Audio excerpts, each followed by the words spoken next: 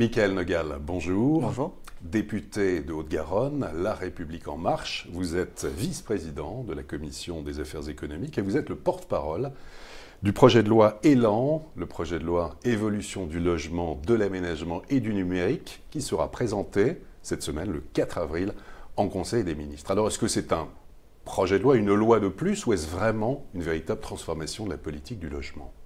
Alors vous l'avez dit, d'abord merci de m'accueillir ici, vous l'avez dit, ce projet de loi ÉLAN pour évolution du logement, de l'aménagement et du numérique, il vise à transformer le logement en France. Il faut savoir qu'aujourd'hui le logement c'est 40 milliards d'euros de budget et malgré tout on a 4 millions de mal logés en France. Donc il y a quand même un problème qui n'a pas été résolu avec des lois passées sur le logement et donc on a voulu associer l'ensemble des acteurs du secteur, l'ensemble des élus.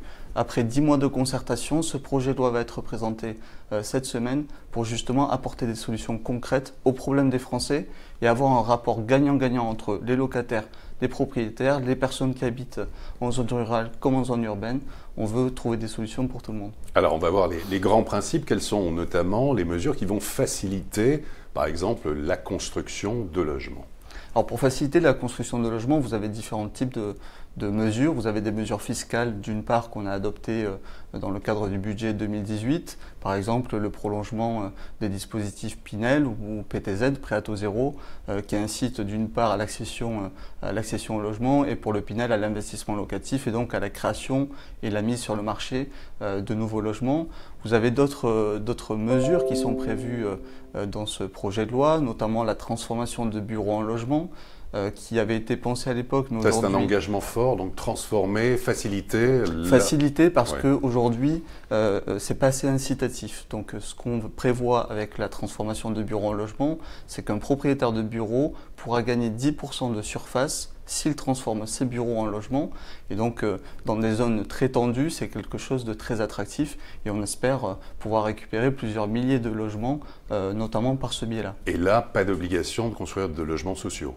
Non, exactement. L'idée, ce serait que sur ce dispositif-là, en effet, soit exonéré d'obligations de logements sociaux. En matière de normes de construction, alors là, on stoppe tout, sauf les mesures sécuritaires véritablement, mais autrement, c'est un engagement là aussi, parce qu'on entendait parler depuis longtemps de stopper les normes. Alors c'est un gros sujet, c'est un gros sujet sur lequel je pense l'ensemble des acteurs du secteur se mettent d'accord pour dire qu'aujourd'hui on a trop de normes, le code de l'urbanisme est trop chargé. Malgré tout, il faut préserver la sécurité et un bon environnement pour les Français. Donc l'idée c'est d'aménager, de faire une pause sur les normes parce que c'est vrai qu'il y en a eu trop par le passé, mais de rester efficace au niveau énergétique. Donc pas de nouvelles normes, mais on essaie justement de mettre en place et de mettre en œuvre des logements qui soient de qualité pour l'ensemble des Français, qu'on soit dans le logement social d'ailleurs ou le logement privé ou le logement intermédiaire. Le logement neuf et le logement en général est cher en France. Comment faire baisser les prix de l'immobilier ? C'est le rôle de l'État. Alors, les prix de l'immobilier, il y a deux choses. D'une part, il y a le foncier et puis il y a la construction. On a vu que ces dernières années, le prix de la construction a beaucoup augmenté, notamment du fait des normes. Donc faire une pause sur les normes, essayer d'en revoir certaines, c'est faire baisser le coût de la construction. Et ensuite, sur le foncier, vous avez aujourd'hui des dispositifs fiscaux, notamment, qui vont permettre d'encourager les personnes qui sont propriétaires de foncier à le céder. Il faut savoir qu'aujourd'hui, une personne qui est propriétaire d'un terrain, pour ne pas payer de plus-value sur ce terrain, elle va devoir attendre 22 ans. Donc avec le budget 2018, encore une fois, c'est global. La stratégie du logement, c'est des mesures fiscales et des mesures réglementaires. Mais pour l'abattement fiscal, c'est aujourd'hui mis en place et ça permettra, pour du logement social ou du logement intermédiaire, d'avoir une exonération jusqu'à 75%. Construire plus, là où sont les besoins, et moins cher, là aussi, c'est un engagement fort. Oui, c'est un engagement fort parce qu'on a des Français qui sont en attente de logement. Je disais 4 millions de personnes mal logées, 1,7 million de personnes qui sont sur liste d'attente pour un logement social. On a 4,7 millions de logements sociaux en France. Et donc construire plus, moins cher et aux bons endroits. J'aime bien dire aussi aux bons endroits parce que c'est pas forcément pertinent d'avoir du Pinel en zone détendue. Ça l'est en zone tendue par contre.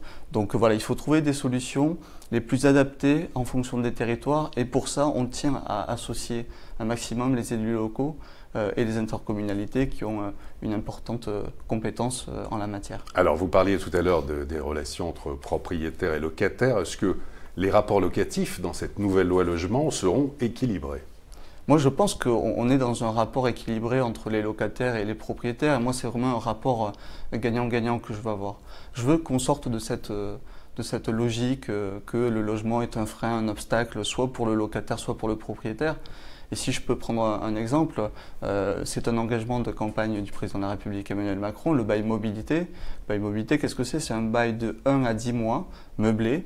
Non renouvelable. Non renouvelable, c'est un nouveau contrat de location. C'est un nouveau contrat, bail mobilité. Donc nouvel outil juridique qui n'existe pas aujourd'hui et qui va être créé par le biais de cette loi Elan pour justement mettre sur le marché des logements qui aujourd'hui ne le sont pas forcément, parce que vous pouvez être propriétaire d'un logement, l'occuper une certaine partie de l'année, mais ensuite, par exemple, le mettre sur des plateformes en location à la journée. Moi, mon objectif, c'est de faire en sorte que ces appartements qui sont mis sur les plateformes reviennent aussi dans un marché plus global et qu'on arrive pour des jeunes, notamment en formation professionnelle, en stage, à avoir accès à un logement. Et je vous prendrai un exemple qui est très personnel. Oui, parce que juste, ça ne va pas s'adresser à tout le monde, ça va s'adresser vraiment à ceux qui sont en formation professionnelle, tout à fait. Contrat d'apprentissage, aux stagiaires, aux étudiants en fait. Tout à fait, mais c'est une grande partie aujourd'hui de la population. Moi, je viens de Toulouse. Toulouse, c'est une ville étudiante avec plus de 100 000 étudiants. Et moi-même qui ai fait mes études à Toulouse, quand j'ai voulu venir à Paris faire un stage, je n'ai pas pu faire un stage parce que je n'ai pas trouvé de logement, parce que je n'avais pas les garanties nécessaires. L'avantage du bail mobilité, c'est que c'est un bail donc de 1 à 10 mois, je l'ai dit, sans dépôt de garantie. Et c'est l'État, via Action Logement et la garantie Visale, qui permet d'assurer aux propriétaires qu'il n'y aura pas de problème d'impayé ou de remise en état du logement après la location. Donc la mobilité aujourd'hui, il faut adapter le logement à la société d'aujourd'hui. On a besoin d'évoluer, les familles évoluent, on a plus de familles monoparentales, on a des familles recomposées, on a des étudiants qui bougent beaucoup plus que dans le passé. Donc il faut accompagner ce changement dans la société et la loi elle est faite pour ça et les parlementaires doivent adapter le droit à la société. Alors toujours dans les rapports locatifs, il y a une chose qui fait grincer les dents chez pas mal de professionnels notamment, c'est le retour de l'encadrement des loyers, la possibilité en fait pour une commune d'expérimenter, de tester pendant 5 ans l'encadrement des loyers avec un renforcement des sanctions. Est-ce que vous ne craignez pas que ça peut faire fuir beaucoup de propriétaires bailleurs et qu'au final ça se retourne contre des locataires avec moins d'offres, moins de choix? Alors là aussi, je le disais, on associe les collectivités, ce qui n'avait pas forcément été fait par le passé, où des décisions avaient été prises en haut, j'ai envie de dire, et s'appliquaient sur le terrain. Aujourd'hui, ce qui est prévu dans la loi Elan, c'est on décorrèle l'observatoire des loyers et l'encadrement des loyers. Auparavant, l'observatoire des loyers conditionnait la mise en œuvre de l'encadrement. Or aujourd'hui, l'observatoire des loyers sera mis en place, mais il en va des collectivités, des élus locaux, de décider s'ils veulent mettre en place une expérimentation pour l'encadrement des loyers. C'est une expérimentation qui aura lieu sur 5 ans. Aujourd'hui, moi je ne sais pas vous dire, dans les villes où ça a été mis en place, à Paris et à Lille, si cet encadrement des loyers a été bénéfique. Ce que je vois, c'est qu'il faut trouver un équilibre entre laisser la possibilité aux propriétaires d'appliquer un loyer, mais en même temps, dans des villes comme Paris où vous avez des abus, vous avez clairement des abus aujourd'hui en termes de location, il faut pouvoir mettre des garde-fous et je pense que l'encadrement peut avoir un intérêt dans les zones très tendues, bien sûr, et éviter, alors l'effet à éviter, c'est que des propriétaires se sentant limités dans la mise en œuvre de leur loyer, décident là aussi de mettre des logements sur les plateformes. Donc il faut avoir tout ça en tête, mais je pense que les élus locaux sont les mieux à même, connaissant leur territoire, de savoir et de mettre en œuvre ce dispositif de l'encadrement des loyers. Comment inciter davantage à remettre des logements vacants sur le marché? Ça passe quoi? Par l'intermédiation locative, par des systèmes type Solibail? Comment inciter et mobiliser davantage le parc privé? Oui, merci de le rappeler parce que c'est un sujet qui me tient à cœur, le logement d'abord. Toulouse, d'ailleurs, à cet égard, est une des villes exemplaires en la matière et a fait l'objet d'un appel à projet mené par la DIAL qui va permettre justement d'atteindre les objectifs fixés par le président de la République, qui sont 40 000 places en intermédiation locative, c'est-à-dire que c'est une association agréée par l'État qui fait le lien entre le propriétaire bailleur et l'occupant. Le propriétaire ne décide pas de qui est l'occupant. En revanche, il a des garanties, là aussi, sur le paiement des loyers, qui lui est plafonné, donc c'est un avantage pour les familles qui vont vers le logement et qui sont dans un processus d'insertion dans le logement. Et ensuite, pour donc le propriétaire, c'est une garantie que son logement va être réhabilité s'il a besoin de l'être et qu'il sera occupé et qu'il sera géré de la meilleure des manières. Faut-il dans l'ancien instaurer un statut du bailleur privé pour du logement abordable, un petit peu comme on a dans le neuf avec le Pinel? Est-ce qu'il ne faut pas trouver l'équivalent d'un même dispositif dans l'ancien? Je ne sais pas s'il est forcément nécessaire de le faire dans l'ancien. On a vu l'année 2017 qui a été une très belle année pour le logement, en particulier dans l'ancien, aussi pour le neuf, mais en particulier dans l'ancien. Je pense que la question de l'ancien, moi je la lie aussi à la revitalisation des territoires. Jacques Mézard a annoncé un plan pour revitaliser 222 centres-villes dans des villes moyennes. Et évidemment, j'ai envie de dire, on met le paquet sur la réhabilitation, sur la rénovation, avec un budget de 5 milliards d'euros, dont 1,5 milliard porté par l'ANA, l'Agence nationale pour l'amélioration de l'habitat, qui vise justement à rénover ces logements dans les centres-villes. Tout à l'heure, je disais qu'il n'était pas forcément nécessaire de faire du Pinel dans les zones détendues.